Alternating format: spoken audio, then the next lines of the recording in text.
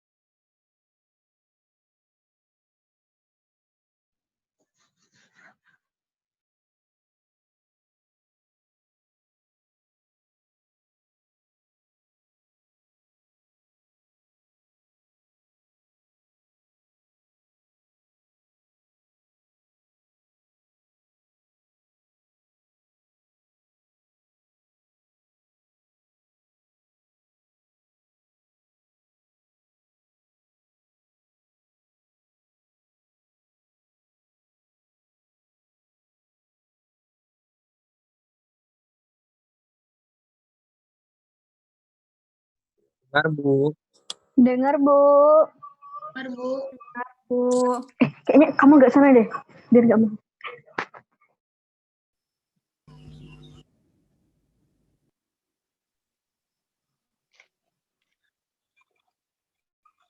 Ya, Bu. Iya, Bu.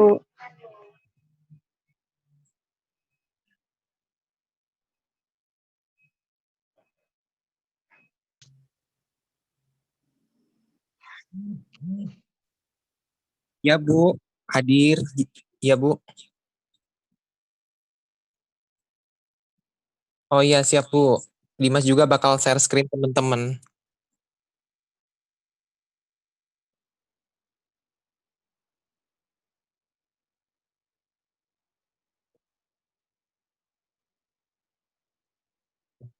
Siap, Bu. Siap.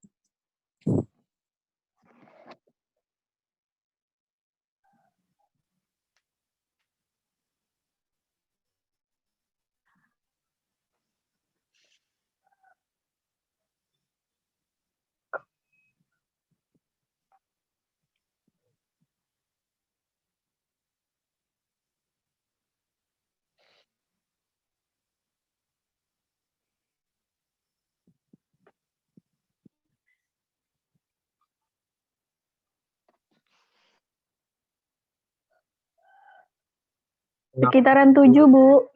6 atau 7.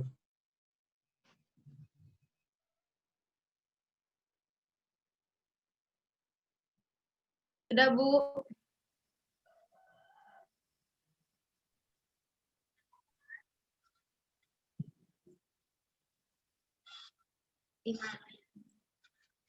Imantri.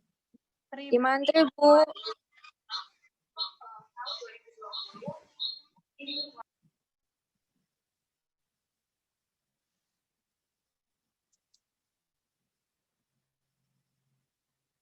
Sama Iman.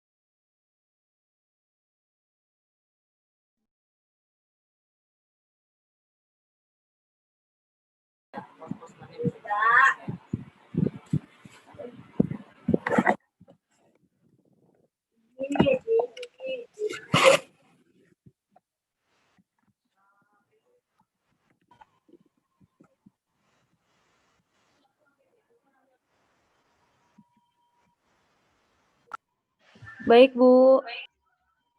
Baik, Bu.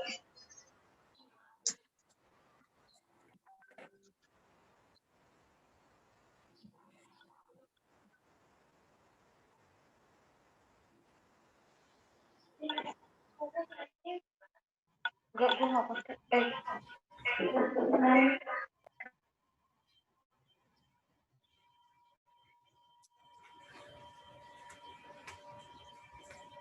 Mohon maaf, Bu, untuk nilainya di mana, Bu? Ya, Bu. Boleh, Bu.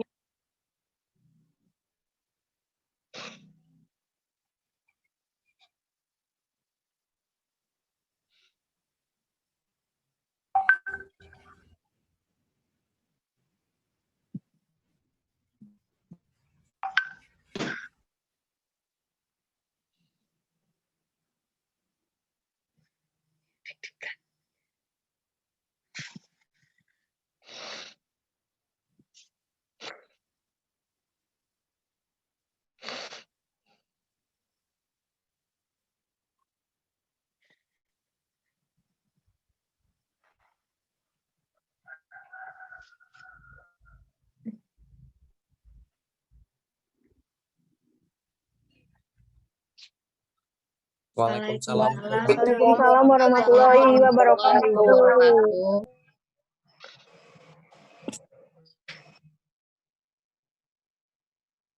Pagi, Bu. Pagi, Bu.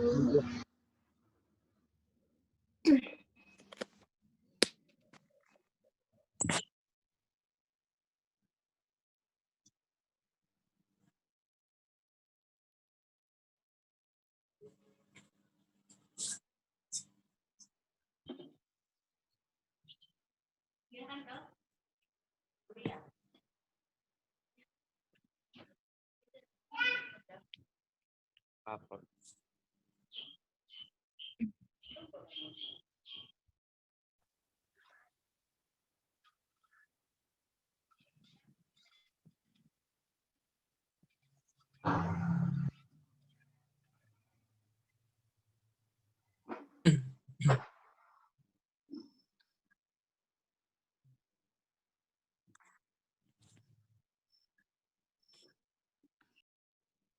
Ya.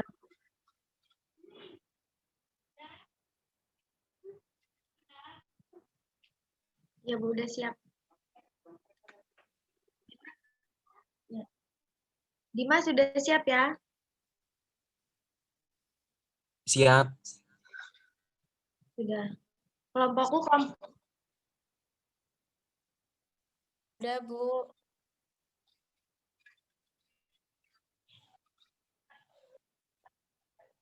Kelompok 5 udah ada semua ya? Udah, Siap, Lan. Siap, Lan.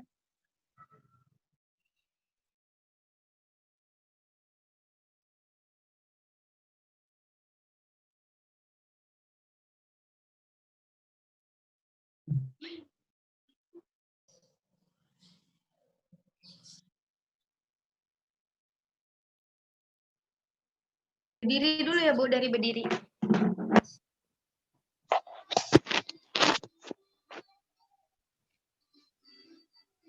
Mulai ya, Bu.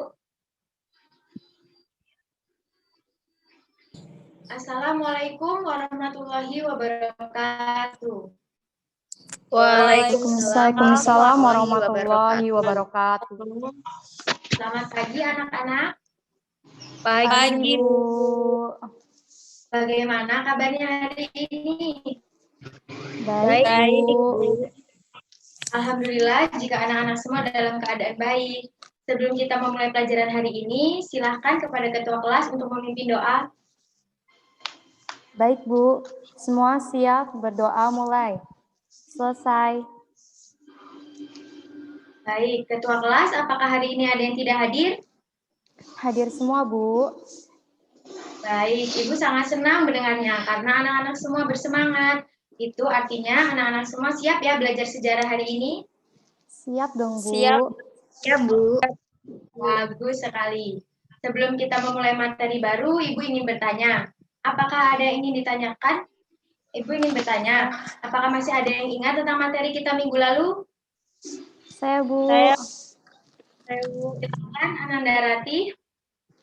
Minggu lalu kita membahas tentang masa akhir Orde Baru, Bu.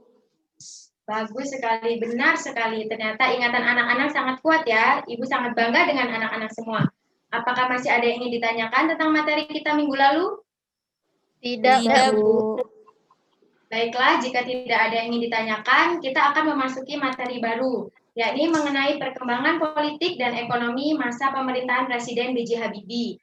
Kita akan berfokus pada masa krisis, proses reformasi, dan reformasi dalam berbagai bidang.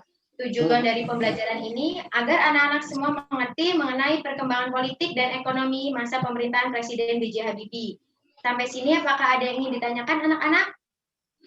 Tidak ada, Bu. Bu. Baiklah, jika tidak ada yang ingin ditanyakan, Ibu akan menanyakan sebuah video pembelajaran terkait tentang materi kita hari ini. Disimak ya anak-anak. Baik, Bu.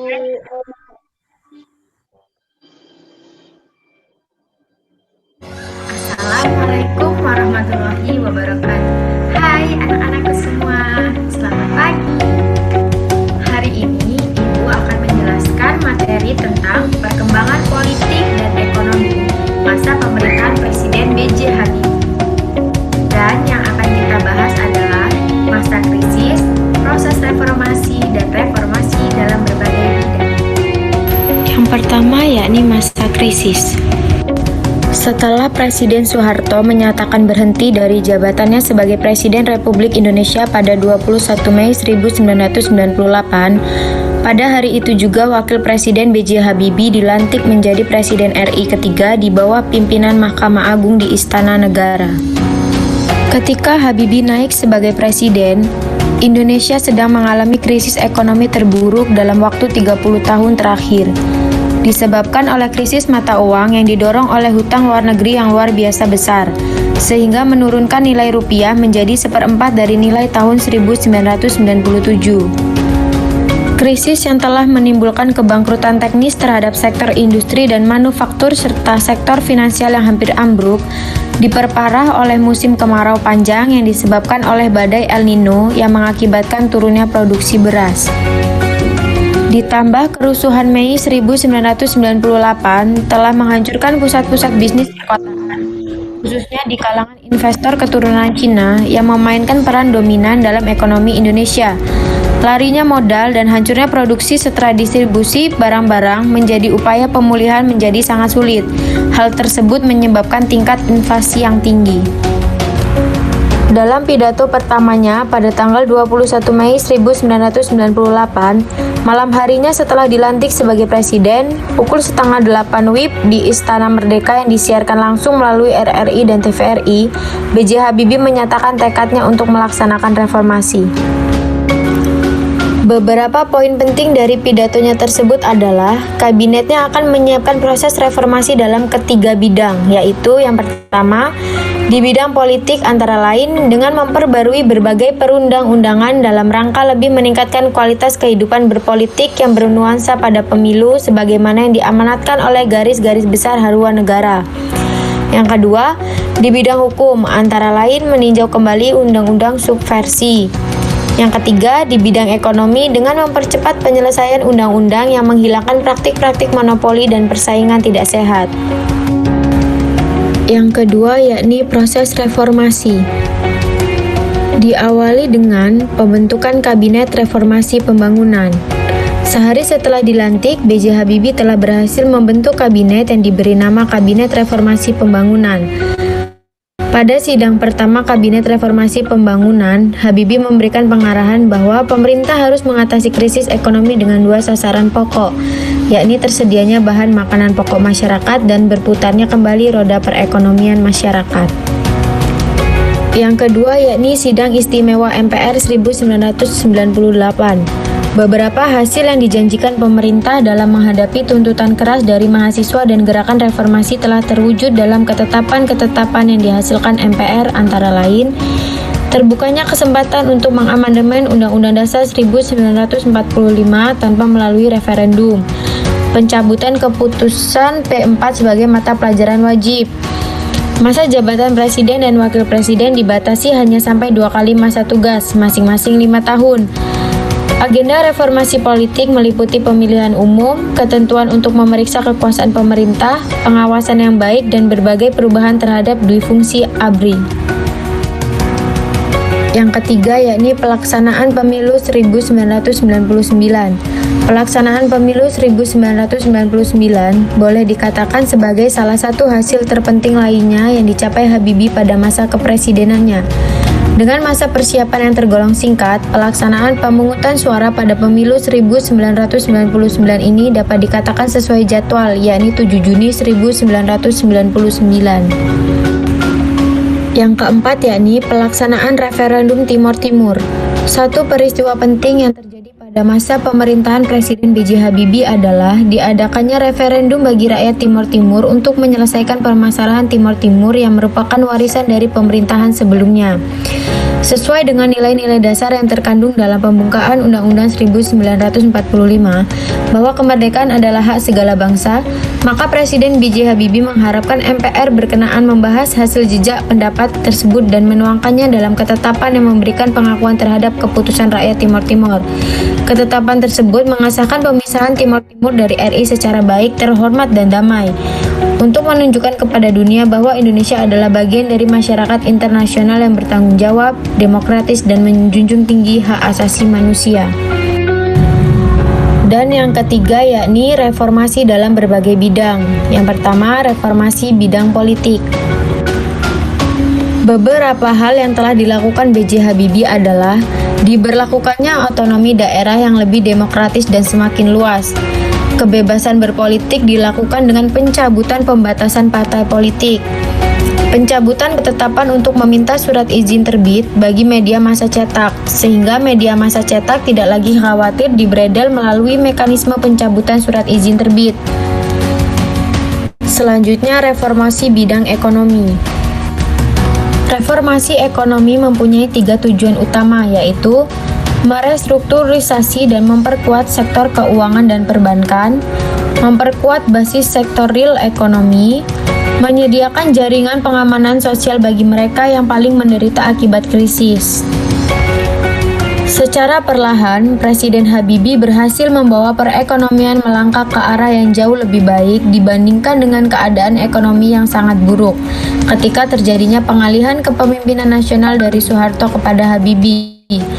Pemerintahan Habibie berhasil menurunkan laju inflasi dan distribusi kebutuhan pokok mulai kembali berjalan dengan baik.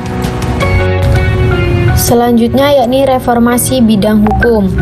Keberhasilan menyelesaikan 68 produk perundang-undangan dalam waktu yang relatif singkat, yaitu hanya dalam waktu 16 bulan. Setiap bulan rata-rata dapat dihasilkan sebanyak 4,2 undang-undang yang jauh melebihi angka produktivitas legislatif selama masa Orde Baru.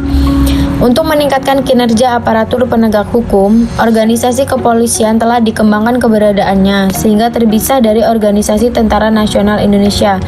Dengan demikian, fungsi kepolisian negara dapat lebih terkait ke dalam kerangka sistem penegakan hukum. Pada tanggal 14 Oktober 1999, Presiden B.J. Habibie menyampaikan pidato pertanggungjawabannya di depan sidang umum MPR. Ketua MPR Amin Rais menutup rapat paripurna dengan mengumumkan hasil rapat bahwa pertanggungjawaban Presiden Habibie ditolak pada pagi harinya 20 Oktober 1999. Peristiwa ini menandai berakhirnya kekuasaan Presiden Habibie yang hanya berlangsung singkat, kurang lebih 17 bulan.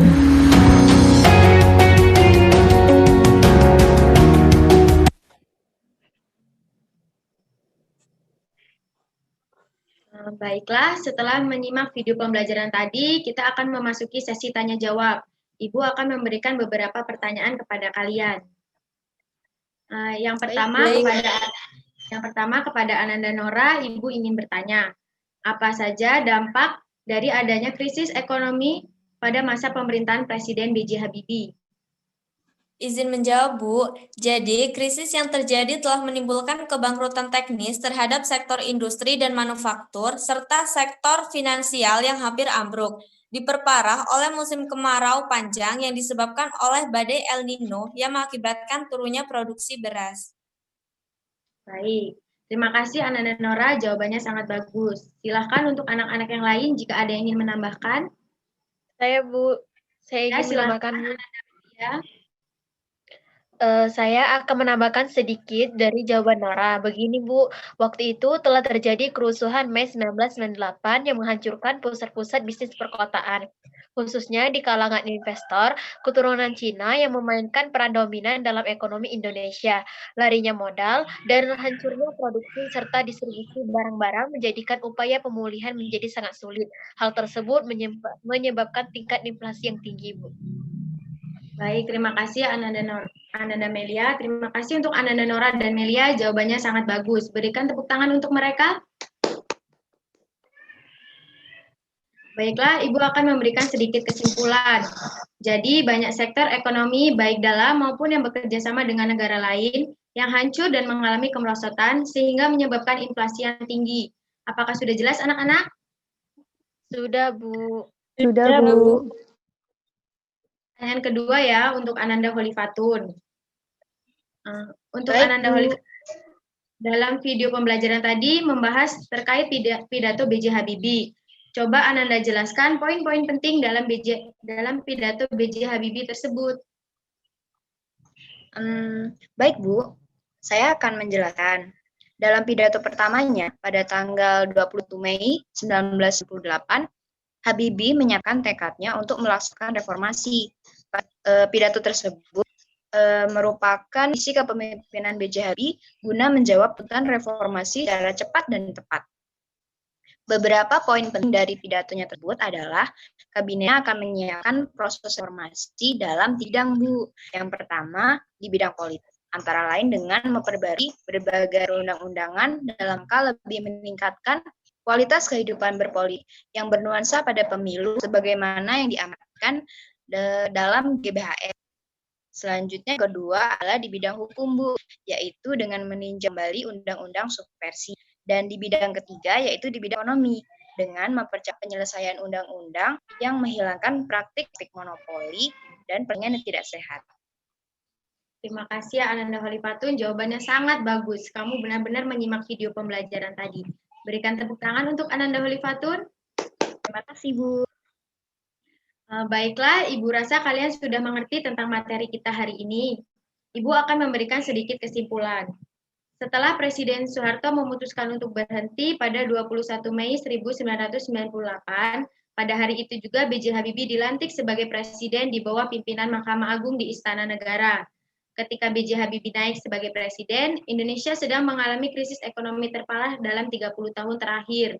Maka dari itu, B.J. Habibie akan melaksanakan reformasi dalam bidang politik, hukum, dan ekonomi untuk menanggulangi krisis ekonomi tersebut. Sampai sini apakah ada yang ingin ditanyakan anak-anak? Tidak, Bu. Tidak, Bu. Jika tidak ada yang ingin ditanyakan, untuk tugas di rumah, silakan anak-anak semua membuat karya ilmiah mengenai peristiwa yang terjadi pada masa krisis ekonomi. Minimal 3 peristiwa ya. Kirimkan melalui email Ibu, paling lambat minggu depan sebelum mata pelajaran Ibu. Jelas ya anak-anak? Jelas, Bu. Jelas, Bu. Baiklah, sebelum Ibu akhiri pertemuan hari ini, Ibu ingin berpesan. Pendidikan adalah tiket kita ke masa depan. Hari esok dimiliki oleh orang-orang yang menyiapkan dirinya hari ini. Semangat anak-anak, Ibu akhiri. Wassalamualaikum warahmatullahi wabarakatuh. Waalaikumsalam warahmatullahi wabarakatuh. Terima kasih, Bu. Terima kasih, Bu. Sama. Baik, Bu, sudah.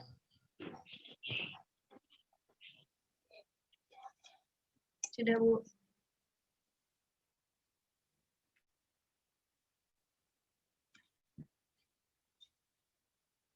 Ya, Bu, ini.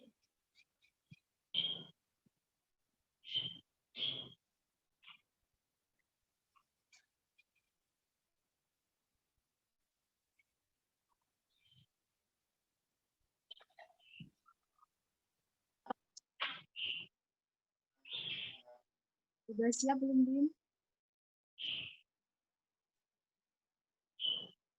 Apakah sudah siap, Bim?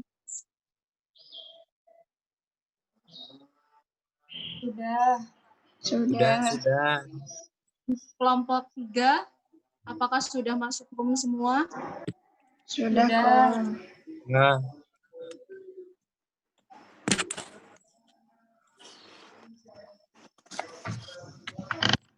Assalamualaikum warahmatullahi wabarakatuh. Waalaikumsalam warahmatullahi wabarakatuh. Gimana kabarnya Anda semua?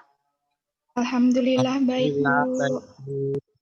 Alhamdulillah keadaan baik. Sebelum kita mulai pelajaran Kurang jelas kok. kita berdoa. Silakan kepada kelas untuk memimpin doa. marilah teman-teman dan ibu guru kita berdoa menurut keyakinan masing-masing. Berdoa mulai. Selesai. Hari ini apakah ada yang tidak hadir? Hadir semua, Bu. Bagus kalau begitu. Ibu senang mendengarnya. Jangan pernah patah semangat belajar ya di tengah pandemi COVID seperti ini. Semoga Anda semua bisa terus semangat belajar.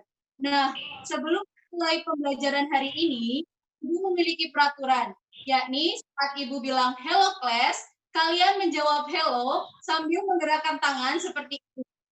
Mari coba. Hello class. Halo. Oke, selanjutnya Ibu ingin bertanya, siapa yang masih ingat materi kita minggu lalu?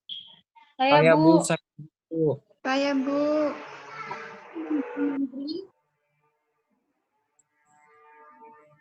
Iya Bu, jadi minggu lalu kita membahas mengenai demokrasi parlementer Bu.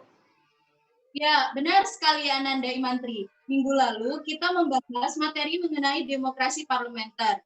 Bagaimana Anda semua? Apakah ada yang ingin ditanyakan terkait materi minggu lalu? Tidak Bu.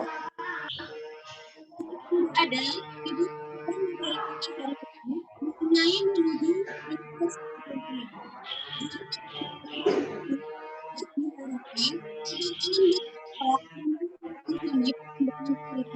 menuju demokrasi penting.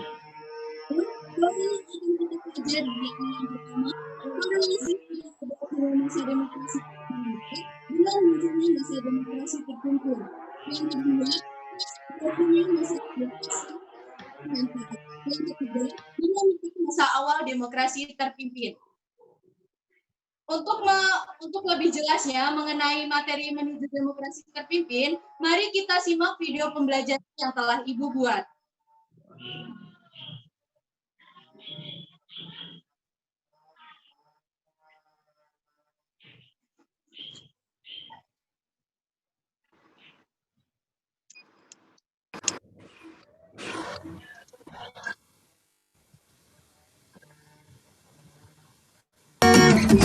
Halo Ananda semua, sudah siap ya untuk belajar sejarah hari ini? Hari ini kita akan membahas materi mengenai menuju demokrasi terpimpin. Nah, yang pertama kita akan membahas mengenai korelasi antara berakhirnya masa demokrasi parlementer dengan munculnya masa demokrasi terpimpin.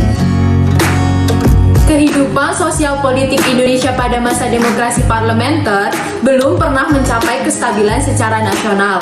Di sisi lain, Dewan Konstituante yang dibentuk melalui pemilihan umum 1955 tidak berhasil menyelesaikan tugasnya menyusun UUD baru bagi Republik Indonesia.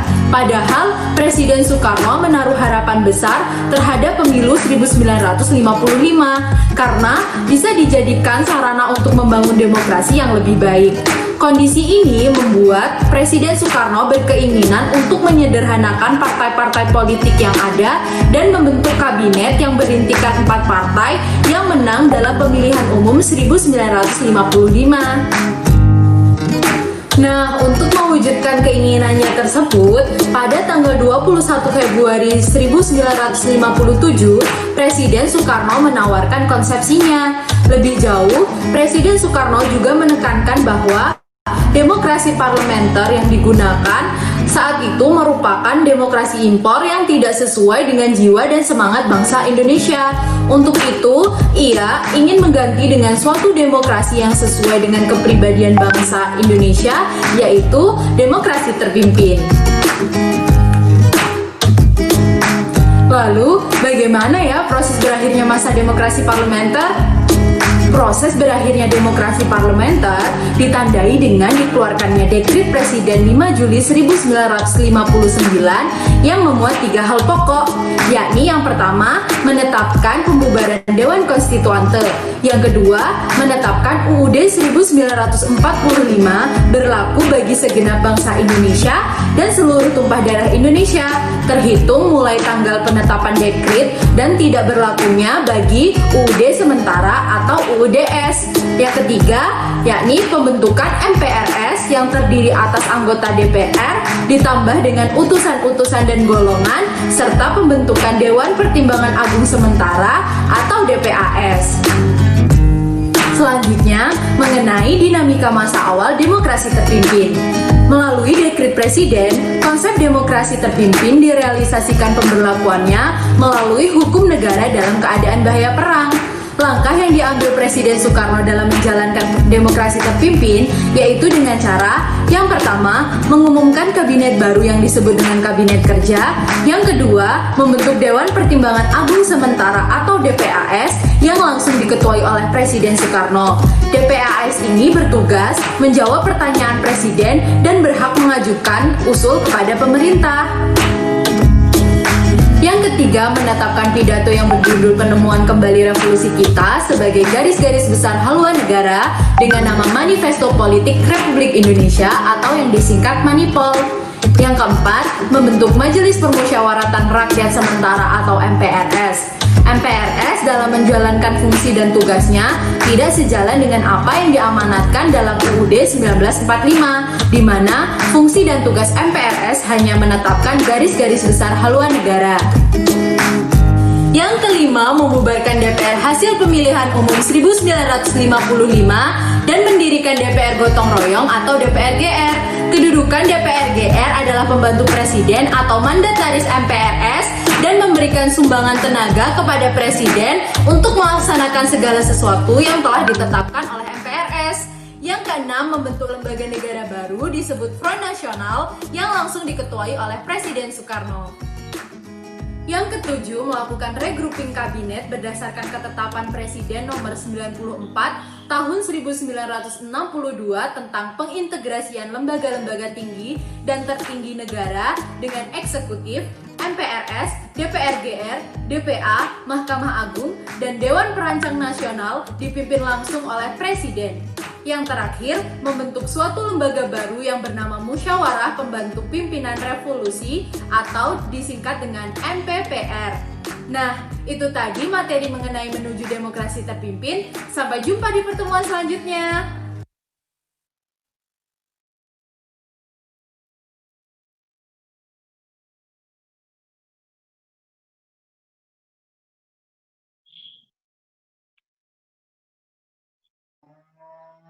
Hello kelas. Halo. Nah, bagaimana Anda semua? Sudah lihat kan materi mengenai menuju demokrasi terpimpin? Selanjutnya, apakah ada yang ingin ditanyakan? Saya, Bu. Saya, Bu. Silakan Ananda Novita untuk menyampaikan pertanyaannya.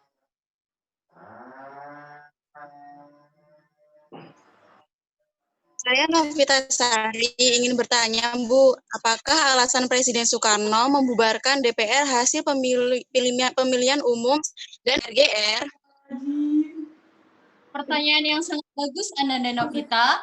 Bagaimana Anda semua? Apakah ada yang ingin membantu menjawab pertanyaan dari Ananda Novita? Saya, Bu. Ya, silakan Ananda Heni. Alasan Presiden membubarkan DPR yaitu karena adanya konflik terbuka antara DPR dan Presiden. Konflik ini terjadi ketika DPR menolak rencana anggaran belanja negara tahun 1960 yang diajukan oleh pemerintah. Penolakan tersebut membawa dampak pembubaran DPR oleh Presiden Soekarno pada 5 Maret 1960 dan kemudian Presiden Soekarno mendirikan DPR GR. Iya, jawaban yang sangat bagus Ananda Heni. Alasan Presiden Soekarno membubarkan DPR memang terjadi karena konflik yang terjadi antara DPR dengan Presiden. Bahkan, konflik ini mulai muncul ketika Sartono selaku Ketua DPR menyarankan kepada Presiden Soekarno untuk meminta mandat kepada DPR untuk melakukan perombakan struktur ketatanegaraan sesuai dengan UUD 1945. Akan tetapi, Presiden Soekarno menolak. Ia mengatakan ia hanya akan datang ke DPR untuk menjelaskan perubahan konstitusi, bukan untuk meminta mandat. Hal ini berarti Presiden tidak mau terikat dengan DPR, dan konflik ini terus memuncak dengan adanya penolakan RAPBN oleh DPR. Bagaimana Ananda Novita? Apakah sudah jelas? Jelas, Bu. Oke, Ananda semua, apakah ada yang ingin ditanyakan lagi? Saya, Bu. Ya, silakan Ananda Imantri untuk menyampaikan pertanyaannya. Iya, Bu. Saya Imelda Sabila ingin bertanya, Bu. Jadi, bagaimana reaksi para tokoh politik setelah DPR dibubarkan Soekarno pada tahun 1960? Pertanyaan yang sangat bagus, Ananda Imantri. Bagaimana Ananda semua? Apakah ada yang ingin membantu Ibu untuk menjawab pertanyaan dari Ananda Imantri? Saya, Bu. Iya, silakan Ananda Dimas. Pembubaran DPR hasil pemilu pada awalnya memunculkan reaksi dari berbagai pihak, antara lain dari pimpinan NU dan PNI. Tokoh NU yang pada awalnya keberatan atas pembubaran DPR hasil pemilu 1955 dan mengancam akan menarik pencalonan anggotanya untuk DPR GR. Akan tetapi, sikap ini berubah setelah jatah kursi NU dalam DPR GR ditambah. Sedangkan tokoh dari kalangan PNI yang menolak kebijakan Presiden Soekarno datang dari dua orang sahabat Soekarno, yakni Mr. Sartono dan Mr. Iskak Cokro Adisuryo. Ya, jawaban yang sangat bagus Ananda Dimas. Memang benar, pembubaran DPR hasil pemilu 1955 memunculkan reaksi dari berbagai pihak, terutama dari pihak para tokoh politik. Sikap para tokoh politik memang bervariasi. Mereka yang menolak pembubaran DPR hasil pemilu menggabungkan diri dalam suatu kelompok dan menamakan dirinya sebagai Liga Demokrasi. Tokoh yang terlibat dalam Liga Demokrasi ini terdiri dari tokoh Partai NU, Masyumi, Partai Katolik, IPKI, PSII, Parkindo, dan beberapa panglima daerah yang memberikan dukungan. Kelompok ini mengusulkan untuk penangguhan pembentukan DPR GR. Akan tetapi kemudian Liga Demokrasi ini dibubarkan oleh Presiden Soekarno. Bagaimana Ananda Menteri, apakah sudah jelas? Sudah, Bu. Oke, apakah ada yang ingin ditanyakan lagi? Tidak ada, Bu. Tidak, Bu. Baiklah, jika tidak ada pertanyaan, sekarang kita akan bermain games. Games ini bernama Lakrapin atau Labirin Demokrasi Terpimpin. Silahkan Ananda semua membuka link yang telah Ibu bagikan di grup WhatsApp untuk mulai gamesnya. Dan untuk Ananda Imantri, silahkan share screen untuk memberitahu teman-teman yang lain cara memainkan gamesnya. Baik, Bu.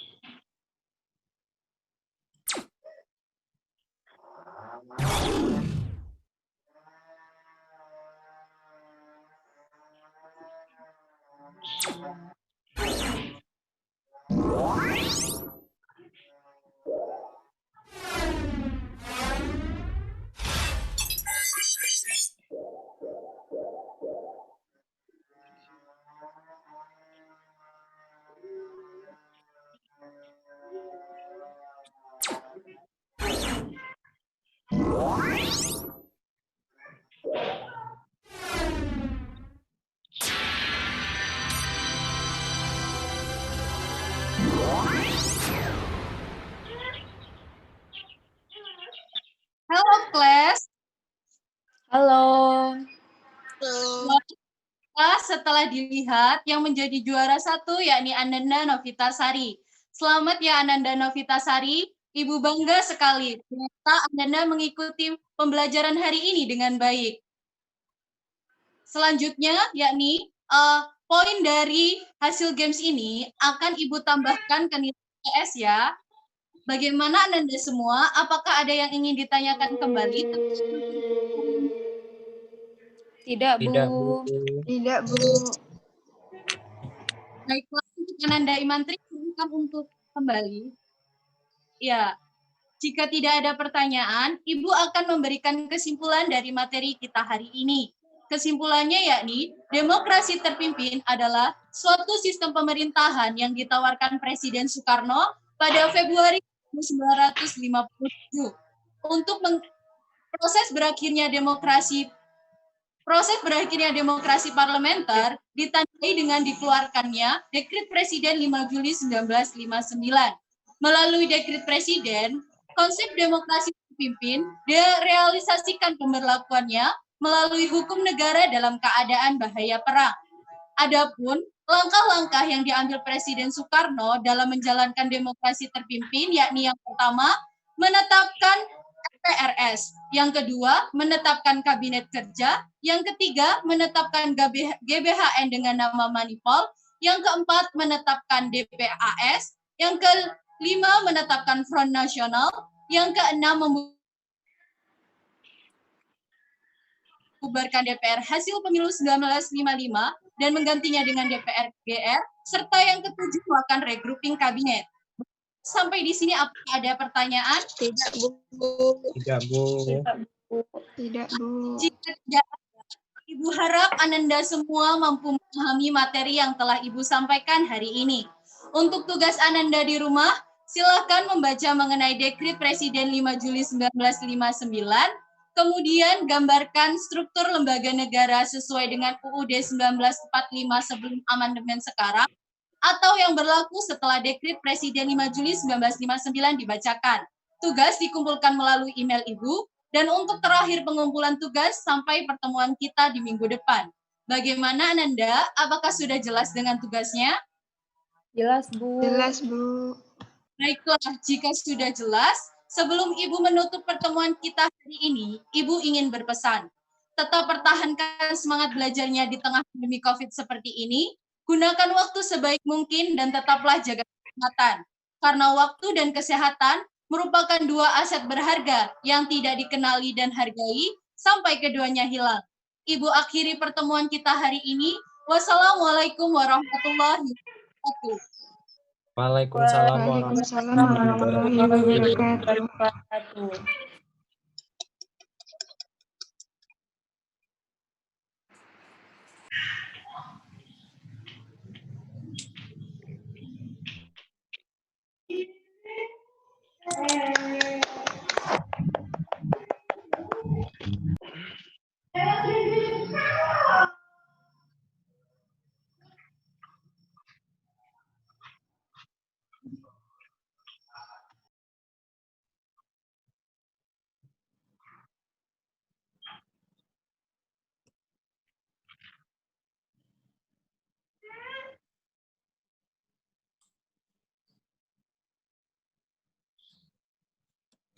Apakah kelompok 3 sudah siap?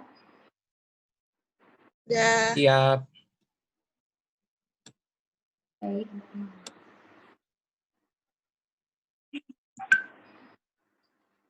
Assalamualaikum warahmatullahi wabarakatuh. Waalaikumsalam warahmatullahi wabarakatuh. Bagaimana kabarnya Ananda hari ini? Baik, Bu. Baik, Bu. Baik, Bu. Alhamdulillah jika Ananda semua dalam keadaan baik. Sebelum kita memulai pembelajaran kita pada hari ini, pada ketua kelas untuk terlebih dahulu memimpin doa. Baik, Bu. Semua siap. Berdoa mulai.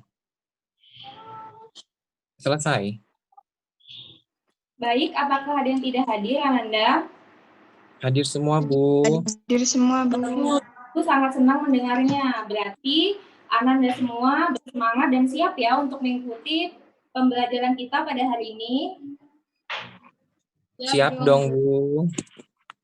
Nah, tapi sebelum kita memulai materi kita yang baru, Ibu ingin bertanya dulu kepada Ananda sekalian. Siapa yang masih ingat materi kita minggu lalu? Silakan Ananda menunjuk tangan. Ya, Bu. Iya, silakan Koma. Minggu lalu kita membahas tentang dinamika politik masa demokrasi terpimpin, Bu. Iya, benar sekali ya. Jadi minggu lalu kita membahas tentang dinamika politik masa demokrasi terpimpin. Nah, apakah dari materi minggu lalu ada yang masih ingin ditanyakan? Tidak ada, Bu. Tidak, Bu.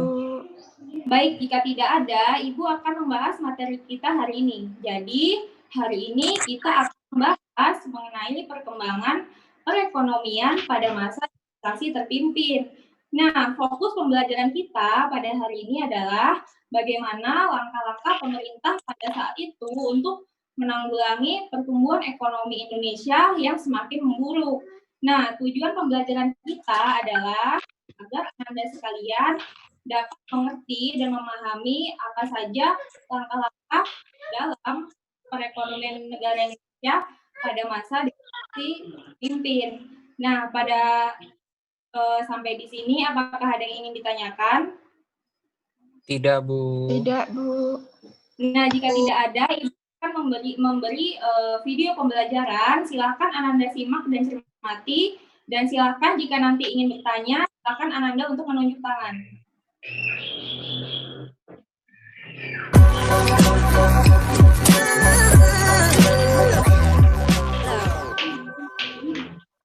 Assalamualaikum warahmatullahi wabarakatuh.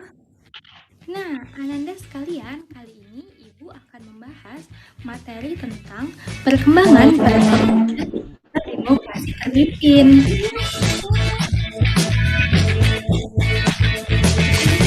Bagaimana sih perkembangan perekonomian negara Indonesia pada masa demokrasi terpimpin? Sejak diberlakukannya kembali UUD 1945, dimulailah pelaksanaan ekonomi terpimpin sebagai awal berlakunya hero-daring ekonomi. Apa itu hero-daring ekonomi? Itu adalah di mana alat-alat produksi dan distribusi yang vital harus dimiliki dan dikelola oleh negara. Pengaturan ekonomi berjalan dengan sistem komando. Sikap dan kemandirian ekonomi berprinsip pada berdikari atau berdiri di atas kaki sendiri. Beberapa langkah yang dilakukan dalam rangka memperbaiki kondisi ekonomi dan keuangan yang ditinggalkan dari masa demokrasi liberal, yaitu yang pertama adalah pendirian Bappenas atau Badan Perencanaan Pembangunan Nasional. Badan ini dibentuk pada tahun 1963 dan dipimpin langsung oleh Presiden Soekarno.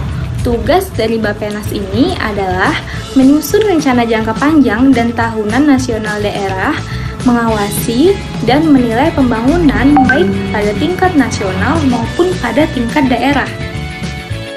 Kemudian yang kedua adalah devaluasi mata uang atau biasa juga kita sebut dengan centering. Uang kertas pecahan Rp500 dan juga Rp1.000 diturunkan nilainya menjadi Rp50 dan Rp100. Hal ini dilakukan dengan tujuan untuk membendung inflasi yang sangat tinggi pada saat itu, mengurangi jumlah uang yang beredar, dan meningkatkan nilai rupiah.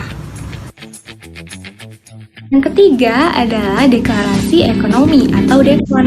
DEKON ini dibentuk atau dikeluarkan pada tanggal 28 Maret 1963.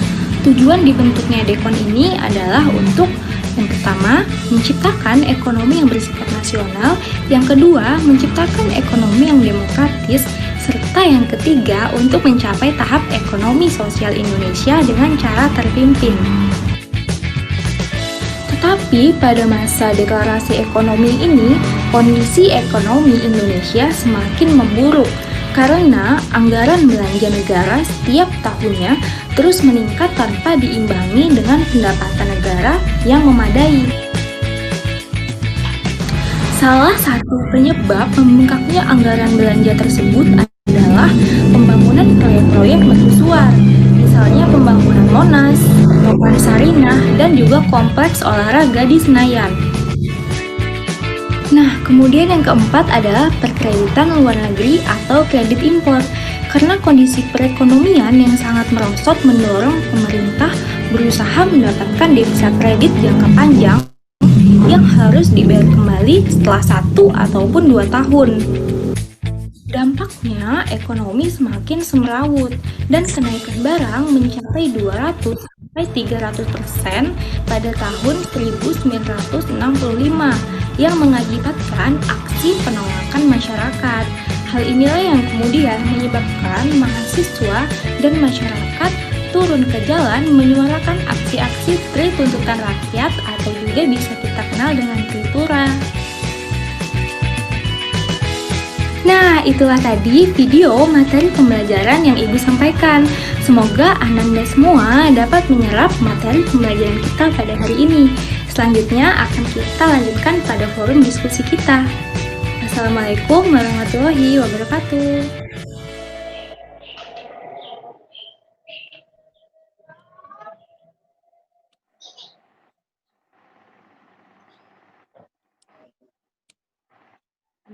Nah, baik, dari pemaparan video tersebut, adakah di antara Ananda sekalian yang ingin bertanya? Silakan untuk mengangkat tangan.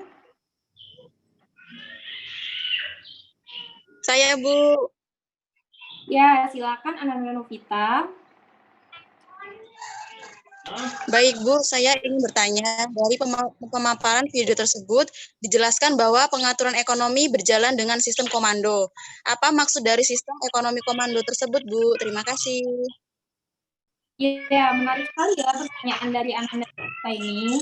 Jadi, pada masa demokrasi terpimpin menggunakan sistem ekonomi komando.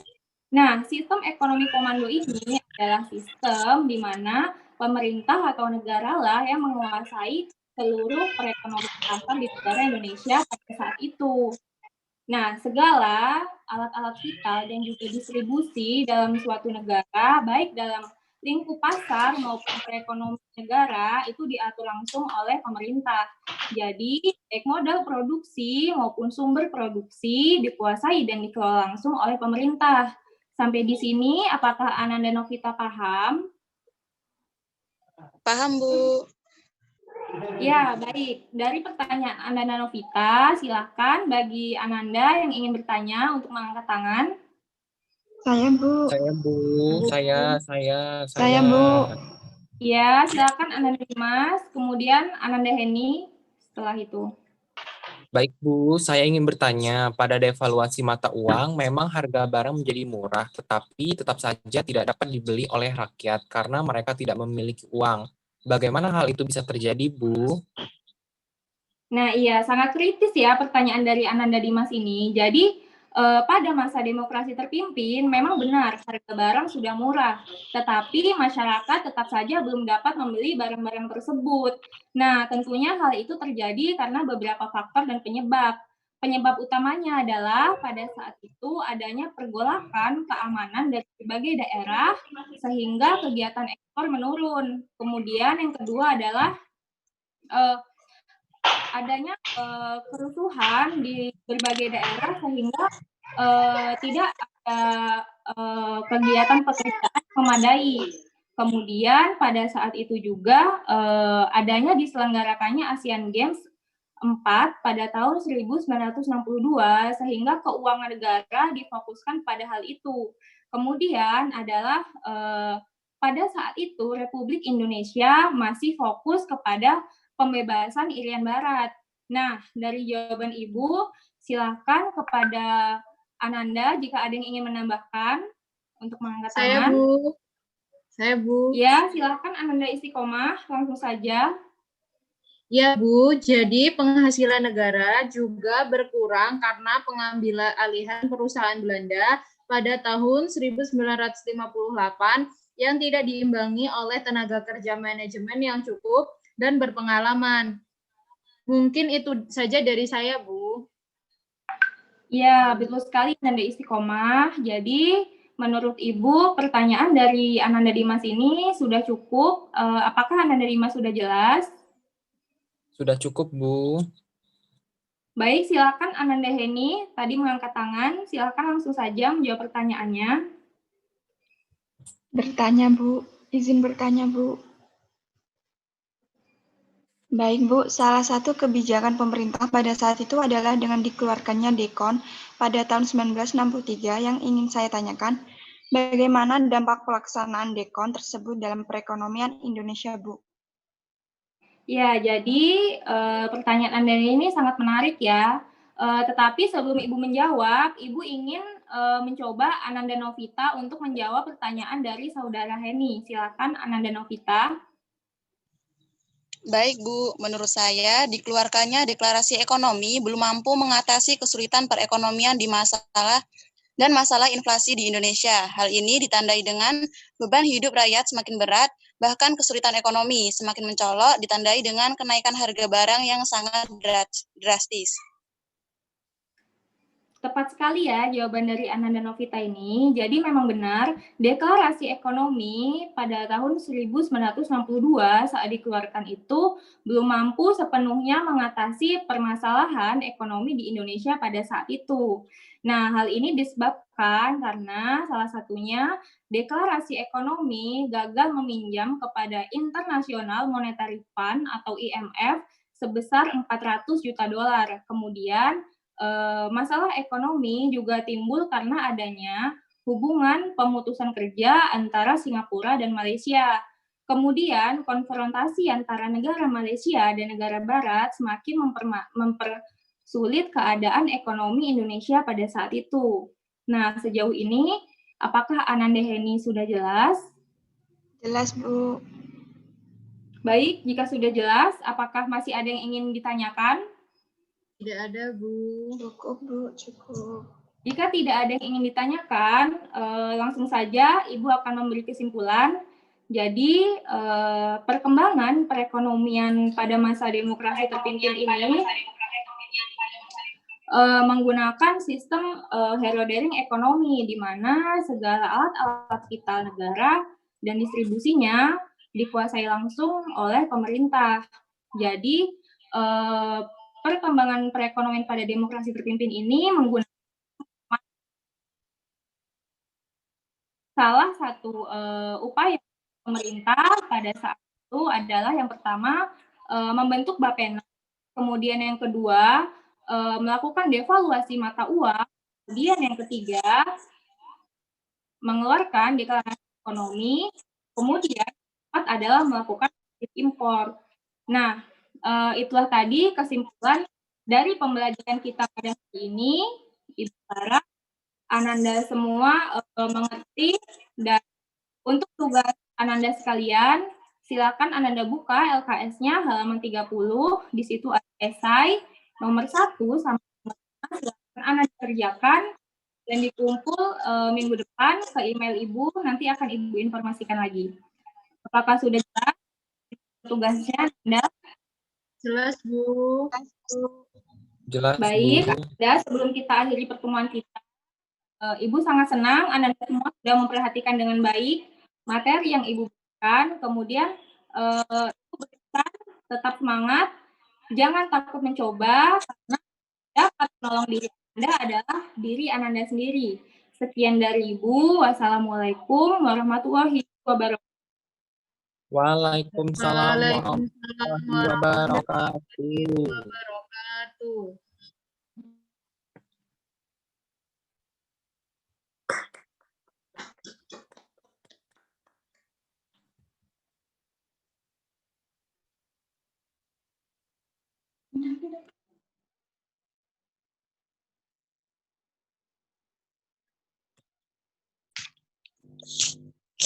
Sudah, Bu. Udah, Bu, udah di grup WA. Untuk di rumah tidak bisa, Bu.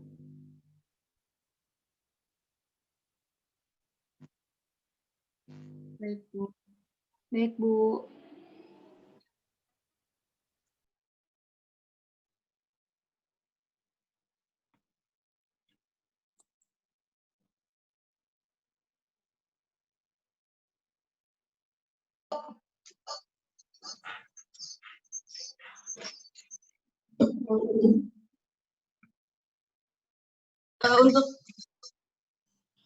Untuk kelompok 6 apakah sudah siap? Siap. Untuk Ananda Dimas apakah sudah siap untuk menampilkan media? Siap.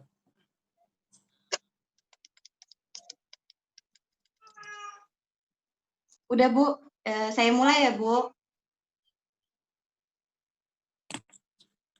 Assalamualaikum warahmatullahi wabarakatuh. Waalaikumsalam warahmatullahi wabarakatuh. Selamat pagi, Ananda. Pagi, Bu. Bagaimana kabarnya hari ini? Baik, Bu. Alhamdulillah jika Ananda semua dalam keadaan baik. Sebelum Ibu memulai pembelajaran, silakan kepada ketua kelas untuk memimpin doa. Baik, Bu. Semuanya siap? Berdoa mulai. Selesai. Apakah ada yang tidak hadir? Hadir semua, Bu. Bagus, Ibu senang mendengarnya karena Ananda semua bersemangat. Artinya Ananda semua sudah siap ya memulai pembelajaran sejarah pada hari ini. Siap dong. Bagus sekali Ananda, tetapi sebelum memasuki materi yang baru, Ibu ingin bertanya, siapa yang masih ingat dengan materi minggu lalu? Saya, Bu. Saya, Bu. Ya, Ananda Vera karena yang menunjuk pertama. Minggu lalu kita membahas tentang pembentukan ASEAN, Bu. Betul sekali Ananda, ternyata Ananda memiliki ingatan yang kuat. Ibu sangat bangga dengan Ananda. Apakah masih ada yang ingin ditanyakan tentang materi minggu lalu? Tidak ada, Bu. Baiklah, jika tidak ada yang ingin ditanyakan, Ibu akan memulai pembelajarannya hari ini. Kita akan memulai materi yaitu Organisasi Konferensi Islam. Kita akan berfokus pada awal sejarah terbentuknya Organisasi Konferensi Islam dan peran serta Republik Indonesia. Adapun tujuan pembelajarannya agar Ananda semua dapat mengetahui lebih mendalam mengenai sejarah Organisasi Konferensi Islam. Ibu akan menampilkan sebuah video pembelajaran materi kita pada hari ini. Silakan disimak dan diperhatikan ya Ananda. Baik, Bu.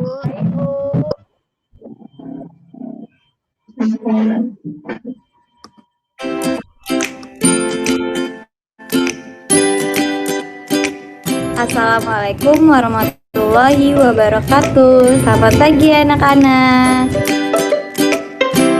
Hari ini Ibu akan menjelaskan tentang Organisasi Konferensi Islam. Yang kita akan bahas ialah latar belakang berdirinya Organisasi Konferensi Islam, tujuan dari adanya Organisasi Konferensi Islam, dan peran serta Republik Indonesia dalam Organisasi Konferensi Islam. Organisasi Konferensi Islam adalah organisasi internasional yang anggotanya terdiri atas negara-negara Islam seluruh dunia. Organisasi ini didirikan pada tanggal 22 September 1969 saat konferensi tingkat tinggi di Rabat, Maroko atas prakasa Raja Faisal dari Arab Saudi dan Raja Hasan II dari Maroko. Latar belakang didirikannya organisasi dipicu oleh peristiwa pembakaran Masjid Al-Aqsa yang terletak di kota Al-Quds, Yerusalem pada tanggal 21 Agustus 1969. Bakaran bukan realitas dunia umat Islam. Saat itu dirasakan adanya kebutuhan yang mendesak untuk menggalang kekuatan dunia Islam dalam rangka mengusahakan pembebasan kota Al-Quds dari serangan-serangan Zionis Islam. Tujuan Organisasi Konferensi Islam yaitu meningkatkan solidaritas Islam serta mengkoordinasikan kerjasama politik, ekonomi, dan antara negara-negara anggota. Kedua, mendukung upaya perdamaian dan keamanan internasional sehingga menciptakan suasana yang menguntungkan bagi negara anggota dan negara-negara lain. Ketiga, melindungi tempat-tempat suci Islam. Keempat, membantu perjuangan pembentukan negara Palestina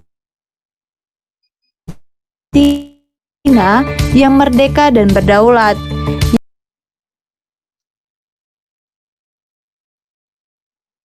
Bekerja sama untuk menentang diskriminasi rasial dan segala bentuk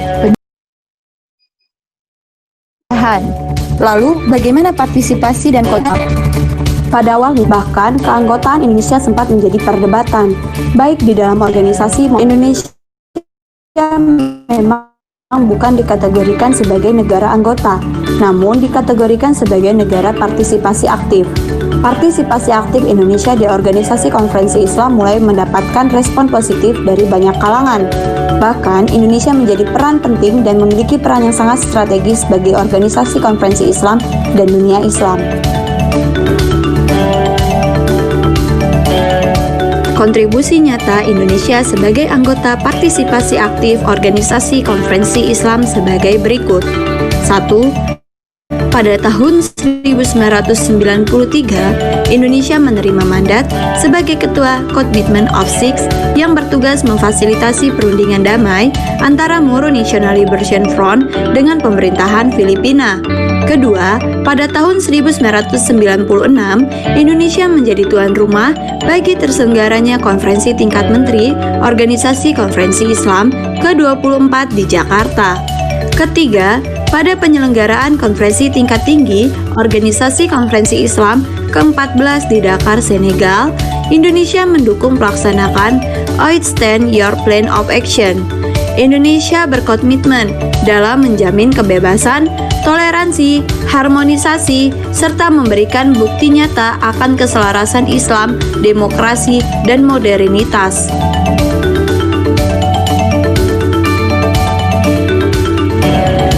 Itulah video materi kita pada hari ini. Semoga Ananda bisa memahaminya ya.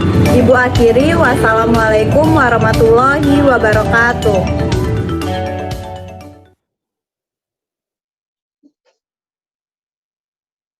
Nah, itulah video materi kita pada hari ini. Apakah ada yang ingin ditanyakan, Ananda? Saya, Bu. Saya, Bu. Saya, Bu. Silakan kepada Ananda Wulan karena yang menunjuk yang pertama. Baik, Bu, saya ingin bertanya, mengapa Indonesia menjadi sorotan dalam organisasi konferensi Islam, Bu? Wah, pertanyaan yang sangat kritis sekali ya, Ananda Wulan. Sebelum Ibu menjawab, apakah ada yang ingin menjawab pertanyaan dari Ananda Wulan?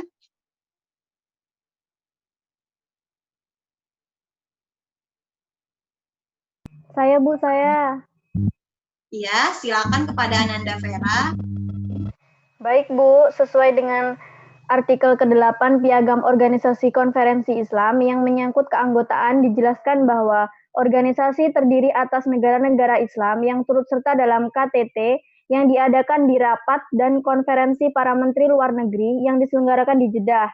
Indonesia menjadi sorotan karena Indonesia secara konstitusional bukan negara Islam atau tidak turut sebagai penandatanganan piagam tersebut. Namun, kedudukan Indonesia disebut sebagai partisipasi aktif. Sekian, terima kasih, Bu. Wah, betul sekali Ananda Vera. Beri tepuk tangan. Betul sekali apa yang dikatakan Ananda Vera. Bahwasannya, keanggotaan Indonesia memang sempat disorot, baik di dalam negeri maupun di dalam organisasinya. Bahkan, partisipasi Indonesia pada saat itu sangat terbatas. Mengapa sih bisa terbatas? Karena pada saat Piagam Organisasi Konferensi Islam dihasilkan, Indonesia tidak ikut serta dalam menandatanganinya. Karena itulah Indonesia tidak dikategorikan sebagai anggota resmi.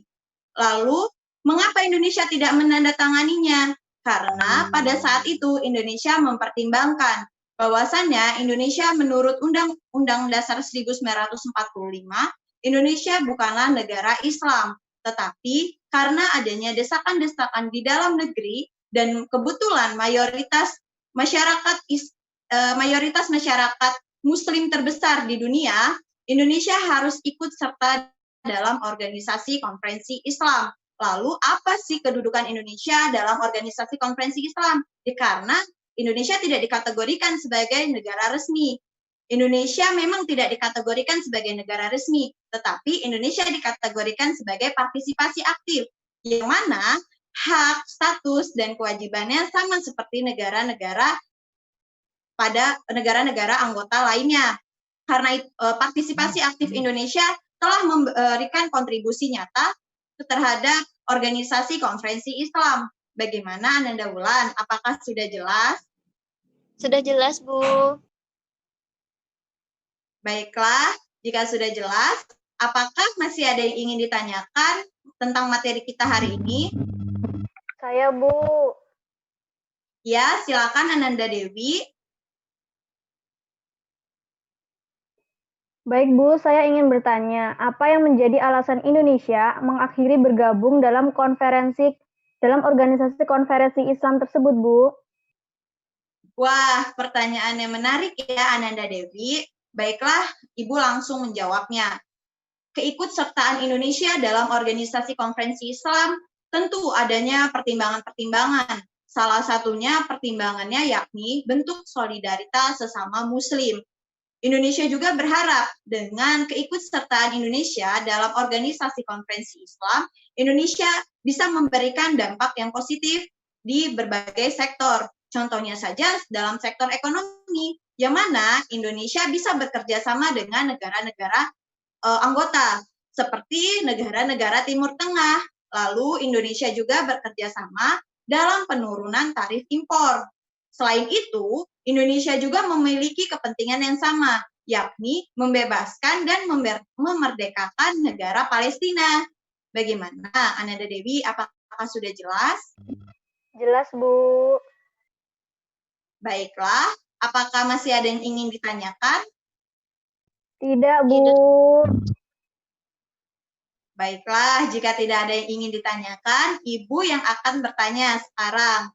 Siapa yang masih ingat apa sih yang menjadi latar belakang berdirinya organisasi konferensi Islam?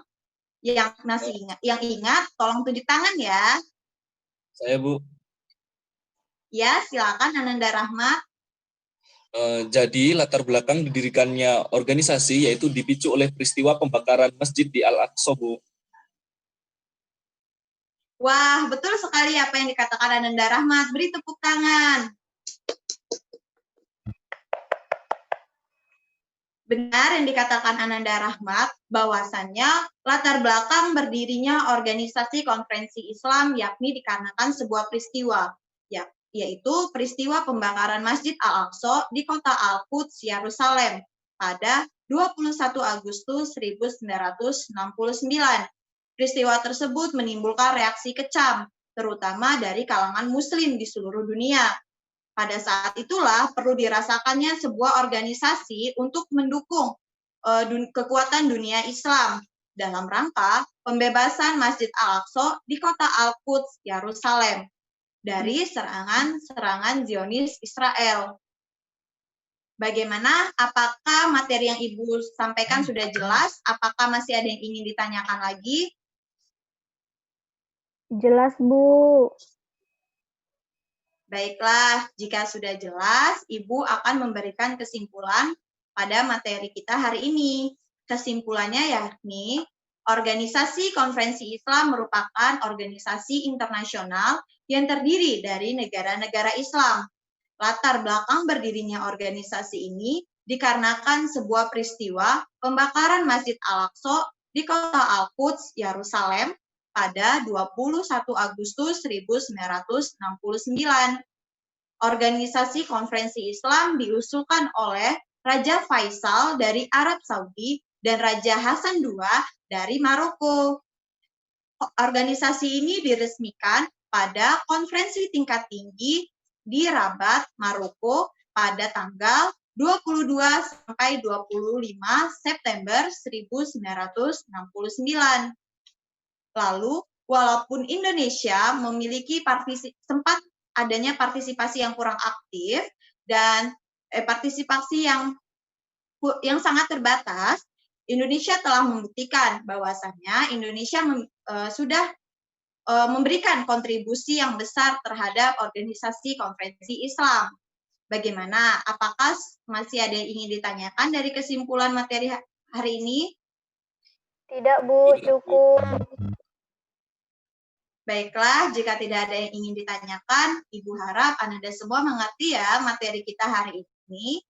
Silakan buka LKS-nya, halaman 25, kerjakan esai nomor 1 sampai 10, dikumpulkan pukul 9 pagi waktu Indonesia Barat, dikumpulkan via email ya, Nak, dengan alamat email veronica.carolina@gmail.com. Apakah sudah jelas mengenai tugas ini? Jelas, Bu. Baiklah, jika sudah jelas, sebelum Ibu mengakhiri materi kita pada hari ini, Ibu ingin berpesan. Tetap pertahankan semangat belajarnya.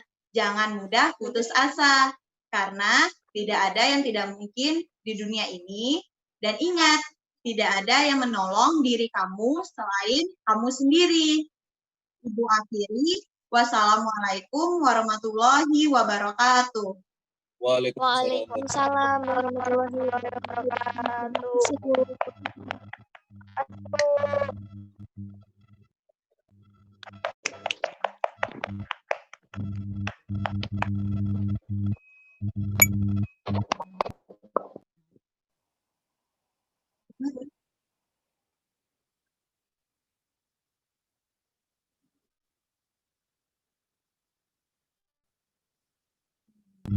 Bu.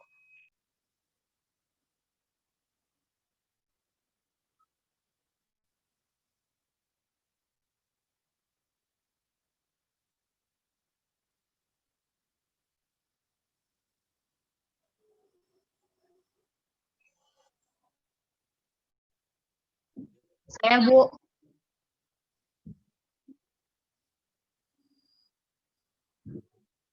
Ya, saya ingin mengapresiasi buat teman-teman yang hari ini maju, semuanya udah bagus-bagus banget.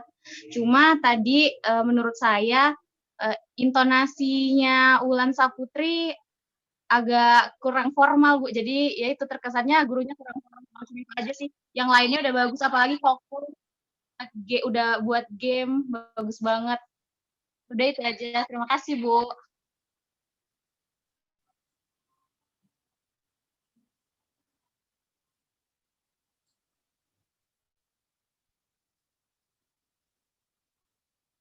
Bu.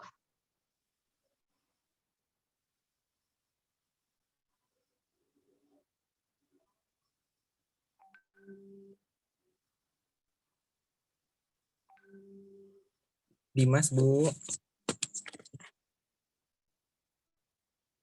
Oh iya. Ya, Bu. Dimas, Bu.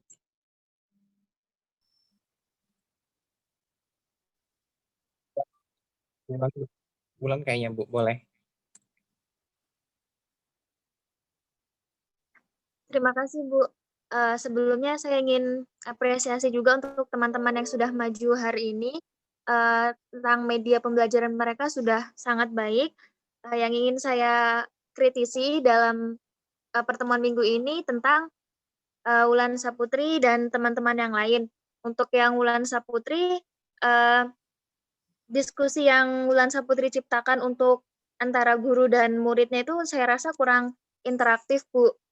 Hanya saya lihat hanya satu arah untuk Wulan Saputri. Kemudian untuk yang lainnya, gestur dari mereka itu kurang kurang apa ya, Bu, kurang luas gitu, kayak terlihat mereka masih kaku dalam penyampaian materinya, Bu. Gitu. Terima kasih, Bu.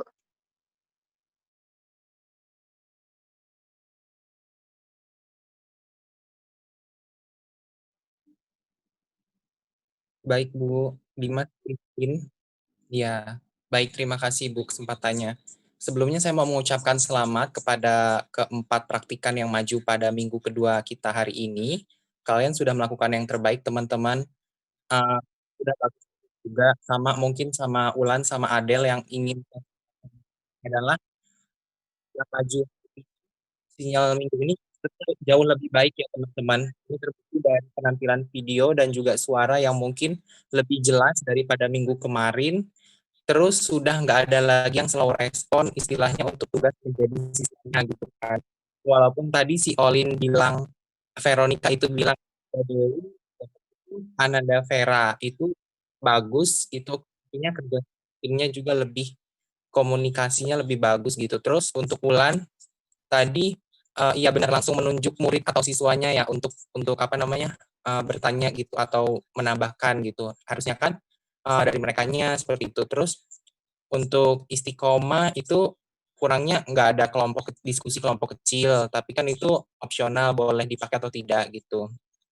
Terus untuk Ananda Imantri itu benar langsung menunjuk siswanya untuk bertanya juga, contohnya itu langsung nunjuk ke Henny gitu. Kalau untuk si Veronica sama sih sama yang lain, tapi selebihnya bagus, videonya lebih bagus dari kita yang kemarin gitu.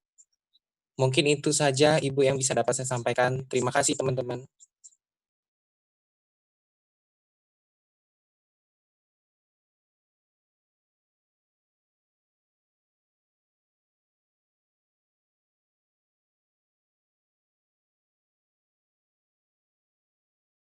Sudah, Bu.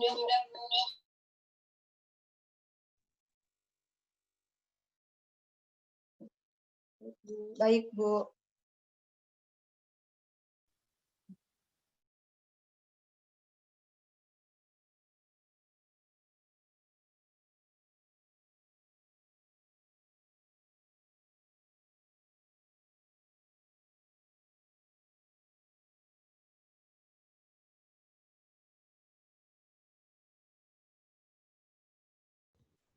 Izin memberikan pendapat, Bu.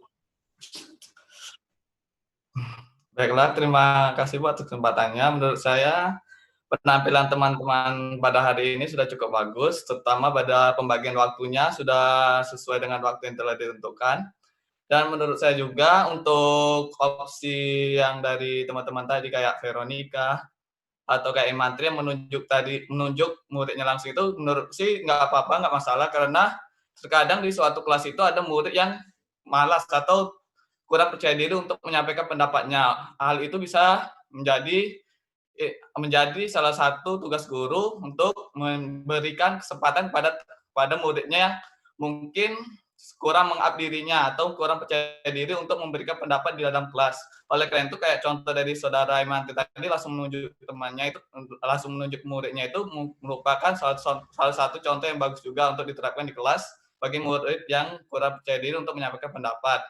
Dan untuk teman yang memberikan suatu games dalam pembelajaran di kelas itu juga sudah cukup bagus karena kadang game itu perlu bagi referensi bagi siswa dalam menerima pembelajaran, tapi game tersebut juga memuat isi materi yang kita ajarkan. Mungkin itu saja yang bisa saya sampaikan. Sekian dan terima kasih.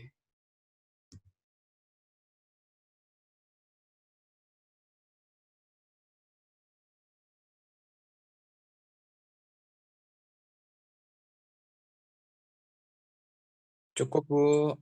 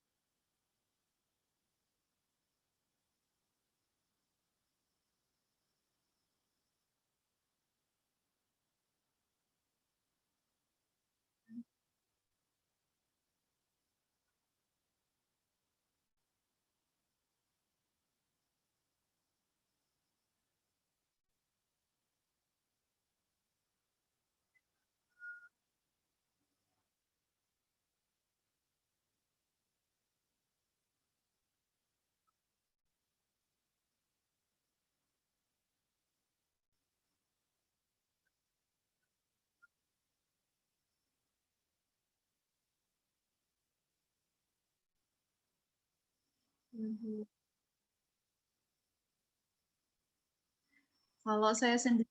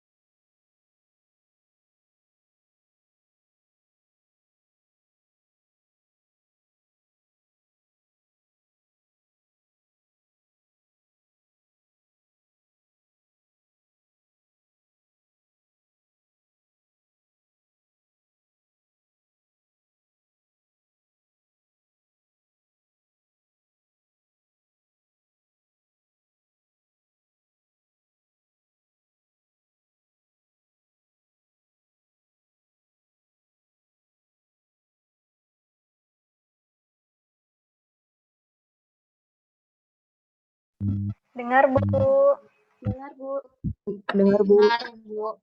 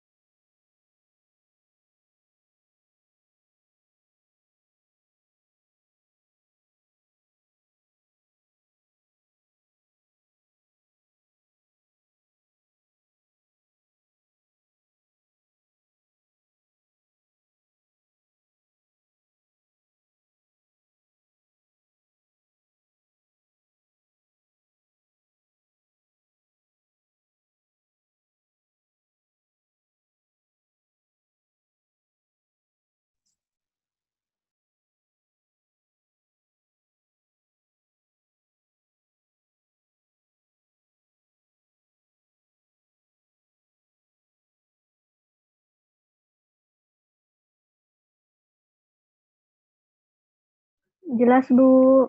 Jelas, Bu. Jelas, Bu. Jelas, Bu.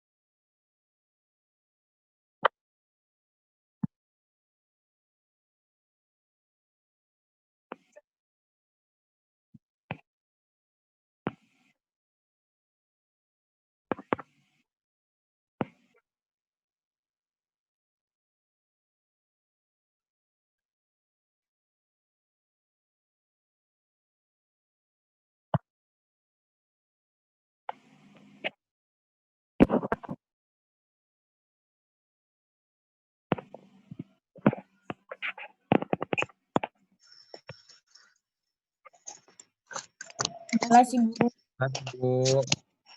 Jelas,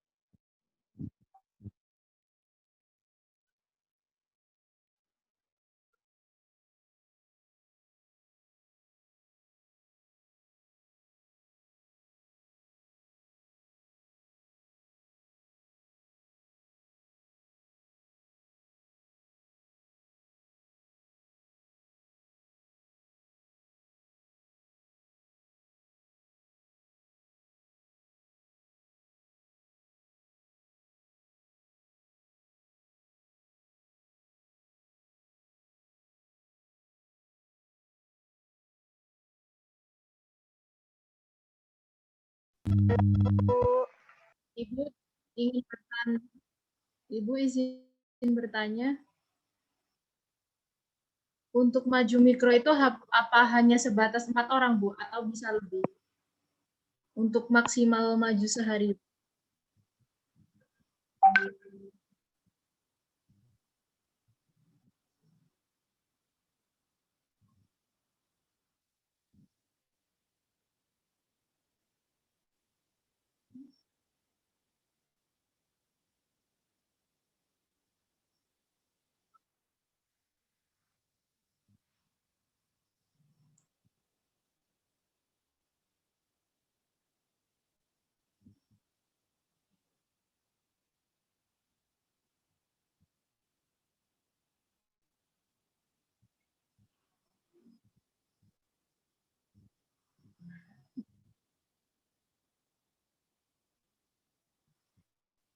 Baik, Bu, terima kasih.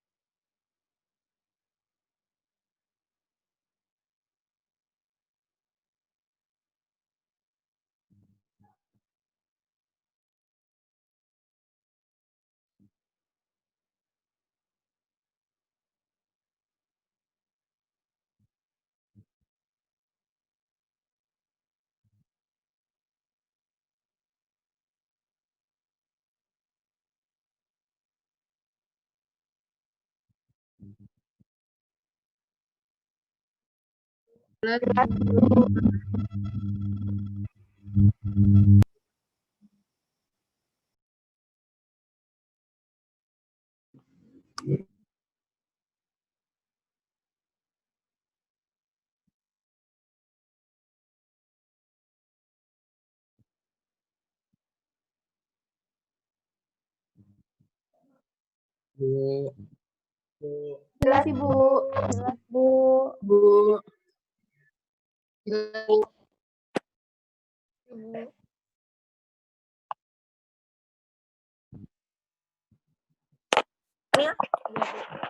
Bu, cukup, Bu.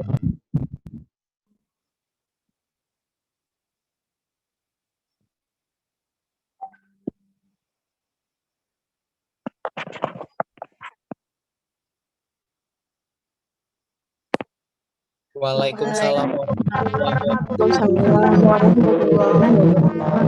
Terima kasih, Bu. Sadiki saya lewat WA grup kita kelas D. Baik, Bu. Terima kasih, Bu. Terima kasih, Bu. Jumpa, Bu. Terima kasih, Bu. Jumpa, Bu. Jangan ya.